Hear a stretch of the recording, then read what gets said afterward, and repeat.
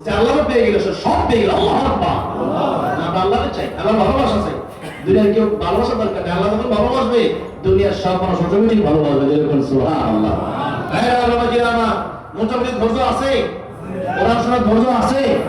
পরিবেশটা খুবই সুন্দর। অন্যান্য জায়গায় কিছু বিশৃঙ্খল পরিবেশ থাকে যেখানে দেখা গেছে যে মানুষ কথাবার্তা বলে, তারপরে বাজারে ঘাটে বলবো একসাথে, কিন্তু এখানে বাজারটা একটু দূরে আসার এই পরিবেশটা পুরোপুরি মোটামুটি আলহামদুলিল্লাহ যেরকম চাইছি এরকম পেয়ে গেছি। সেই জন্য আসুন সূরাতুল আহজাব থেকে একটু আলোচনা করব 41 এবং 42 নম্বর আয়াত। আল্লাহ বলেন ইয়া আইয়ুহাল্লাযীনা আমানু উযকুরুল্লাহা যিকরান কাসীরা।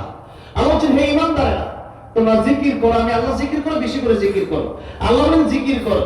তাফসীরে কাবীরে আল্লামা ইমাম ফখরুদ্দীন রাজি রাহমাতুল্লাহ আলাইহি জিকিরের ব্যাখ্যা লিখেছেন 5টা। কয়টা? বুঝলেন কয়টা? 5টা। এই 5টা শুনে বুঝে আমল করে নিতে পারে যে বলি ইনশাআল্লাহ। আল্লাহ এই কোরআন শুনছি কি তাও প্রশ্ন করা হবে। কি করা হবে? প্রশ্ন করা হবে। আপনি যদি বলেন যে আমি শুনবো না, শুনলেও মানবো না, আমাকে এই কথা বলতে হবে, এবার যদি আপনাদেরকে শুনতে হবে আমার নিয়ত। আপনি যদি আমার নিয়ত না শুনেন না মানেন আপনার ব্যর্থতা। আমি বললাম যে আপনি ডানে গেলে রাস্তা ভালো, বামে গেলে আপনাকে ডাকাতে ধরবে। আপনি বামে গেলেন, ডাকাতে আপনার ধরলো মোবাইল, আপনার বামে গেলে আপনার টাকা পয়সা সব রেখে দিল, ঘড়ি রেখে দিল।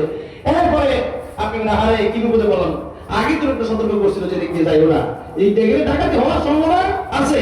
এরপরে আপনি তো মারলেন না, এদিকে আপনার নিজের ক্ষতি হলো না? নিজের ক্ষতি হয়েছে কিনা বলেন? আমার কোনো ক্ষতি হয়েছে? ক্ষতি হয়েছে। সেই জন্য একজন সতর্ক করতেছে